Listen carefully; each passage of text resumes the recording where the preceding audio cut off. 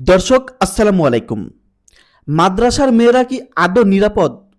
তারা কি মাদ্রাসাতে গিয়ে আদৌ নিরাপদে থাকতেছে, নাকি তাদের সঙ্গে অন্য কোনো কর্মকাণ্ড ঘটে? দর্শক, বাংলাদেশের বিভিন্ন বিশ্লেষক বিশ্লেষণ করেছেন, বাংলাদেশে প্রতিনিয়ত যেসব ধর্ষণের ঘটনা ঘটতেছে তার 90%ই মাদ্রাসার মেয়েদের সঙ্গে।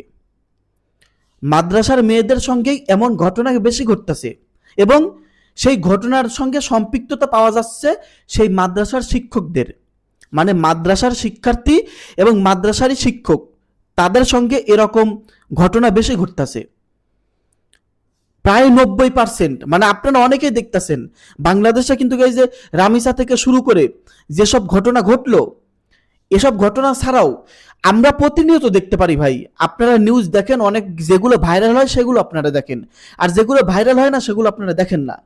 প্রায় 90% মাদ্রাসার শিক্ষার্থী এবং সেই মাদ্রাসারই শিক্ষকদের সঙ্গে এরকম ঘটনা বেশি ঘটে, প্রায় 90%। এখন সমস্যা কি? কাদের সমস্যা? দর্শক, মাদ্রাসায় যেন এরকম ঘটনা না ঘটে এই জন্য শায়েখ আহমদুল্লাহ, মিজানুর রহমান আজহারি থেকে শুরু করে তারা বিশেষ কিন্তু গুরুত্বপূর্ণ বার্তা দিয়েছেন সরকারকে। সরকার যদি এইভাবে সেগুলোকে পরিচালনা করে মাদ্রাসাগুলো, তাহলে এই কর্মকাণ্ডগুলো থেকে মাদ্রাসার শিক্ষার্থীরা হয়তো বাঁচতে পারবে। যাই হোক, ওটা হলো আলাদা ঘটনা। কিন্তু আজকে আরো একটা ঘটনা ঘটেছে, ধর্ষণে মাদ্রাসা ছাত্রী অন্তঃসত্ত্বা, বাবা ছেলে কারাগারে। মানে কি বলবো, বাবা ছেলে মিলে একটা মাদ্রাসার শিক্ষার্থীকে, বুঝতেই পারতেছেন সেই শিক্ষার্থী এখনো অন্তঃসত্ত্বা। কি এটা কি কোনো গল্প বলতাছি? এটা কোনো সিনেমার গল্প, নাটকের গল্প, রূপকথার গল্প, না আপনি স্বপ্নে দেখতেছেন? বাস্তব বাংলাদেশে ঘটতেছে। কোথায় যাচ্ছে আমাদের দেশ ভাই? কি বলবো আমি, কি বলে নিউজ করব বলেন? এমন এমন ঘটনা সামনে আসে, মানে যাই হোক, আপনারা শুনুন সেই মাদ্রাসার শিক্ষার্থীর সঙ্গে বাবা ছেলে তারা কিভাবে এই কাজটি করতে পারলো। দর্শক শ্রোতা, আপনারা শুনলে অবাক হবেন, সেই মেয়েটার বাবা নেই, মানে সেই মাদ্রাসার শিক্ষার্থীর বাবা নেই, তার মা আছে, তার মাও একজন প্রতিবন্ধী। এই সুযোগটাই কাজে লাগিয়েছে তারা বাবা ছেলে।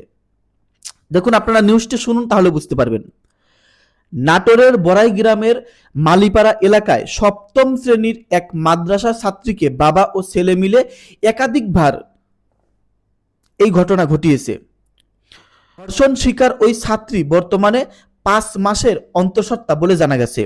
এই ঘটনায় সোমবার 25শে মে বিকালে অভিযুক্ত মালিপাড়া গোয়ালপাড়া এলাকার বাবা শামসুল ইসলাম এবং ছেলে আরিফুল ইসলাম কে গ্রেপ্তার করেছে পুলিশ। পরে তাদেরকে আদালতের মাধ্যমে নাটোর জেলা কারাগারে পাঠানো হয়েছে। এর আগে গত 20 মে রাত 11:30টায় ঘটনাটি ধামাচাপা দিতে গ্রাম্য সালিশের মাধ্যমে 10 লাখ টাকা কাবিন ধার্য করে অভিযুক্ত ছেলের সঙ্গে মেয়েটির বিয়ে পড়ানো হয়। এছাড়া মেয়ের নামে 4% জমি লিখে দেওয়া সহ অভিযুক্ত বাবাকে এলাকা ছেড়ে চলে যাওয়ার শর্ত দেন গ্রাম প্রধানরা। কিন্তু পরে ওই কিশোরীর ভাই বাদী হয়ে থানায় মামলা করলে পুলিশ তাদেরকে গ্রেপ্তার করে। স্থানীয়রা জানান, পিত্তহীন ওই শিক্ষার্থীর মা মানসিক প্রতিবন্ধী। ওই মেয়ের বাড়ির পাশে শামসুল ইসলামের একটি চায়ের দোকান রয়েছে, মানে তার বাবা ছেলের একটা চায়ের দোকান আছে ওই শিক্ষার্থীদের বাড়ির পাশেই। বাবা ছেলে দুজন মিলেই দোকানটি চালান। গত নভেম্বর মাসে তারা বাবা ছেলে একাধিকবার ভয়ভীতি দেখিয়ে মেয়েটির সঙ্গে এরকম কর্মকাণ্ডে লিপ্ত হয়। পরবর্তীতে ভিন্ন ভিন্ন সময়ে তারা ওই কিশোরীর সঙ্গে মিলিত হয়। এ সময় কাউকে বিষয়টি জানালে তাকে এই দুনিয়া থেকে শেষ করার হুমকিও দেন। এক পর্যায়ে মেয়েটি অন্তঃসত্ত্বা হয়ে পড়ে। বড়াইগ্রাম থানার ভারপ্রাপ্ত কর্মকর্তা আব্দুস সালাম জানান, এই ঘটনায় থানায় মামলা হয়েছে। অভিযুক্ত বাবা ছেলেকে সোমবার গ্রেপ্তার করে আদালতের মাধ্যমে কারাগারে পাঠানো হয়েছে। এটা কি কোনো গল্প? এটা কি কোনো নাটকের কাহিনী? এটা কি কোনো বাংলা সিনেমা? বাস্তব বাংলাদেশে ঘটতেছে। এগুলো থেকে কি বাংলাদেশের জনগণ, বাংলাদেশ মুক্ত পাবে না? আমাদের রাষ্ট্রের কোথায় এর দুর্বলতা রয়েছে? রাষ্ট্রের প্রধানের এটা বের করা উচিত যে আমাদের কোন গাফিলতির কারণে, আমাদের কোন কোন দুর্বলতার কারণে এরকম ঘটনা দিন দিন বৃদ্ধি পাচ্ছে। দিন দিন বৃদ্ধি পাচ্ছে। আজকে এই মাদ্রাসার শিক্ষার্থীর সঙ্গে এমন ঘটনা ঘটেছে, কালকে আপনার এলাকাতে ঘটবে, তারপরের দিন আপনার আত্মীয়র মধ্যে ঘটবে। এই বিষয়ে যদি সরকার কঠিন পদক্ষেপ না নেয়, এরকম ঘটনা প্রতিনিয়ত ঘটবেই, আটকাতে পারবে না ভাই। দিন দিন বাড়বে, দিন দিন বাড়বে। কি বলবো, মিজানুর রহমান আজহারী, শায়েখ আহমদুল্লাহ যেই পরামর্শগুলো দিয়েছিলেন সরকারকে, যে মাদ্রাসাগুলো নিরাপদ রাখতে এই পদক্ষেপ নেওয়া উচিত, সেগুলো পদক্ষেপ আসলে নেওয়া উচিত। দর্শক কি বলবেন, কিছু বলার আছে?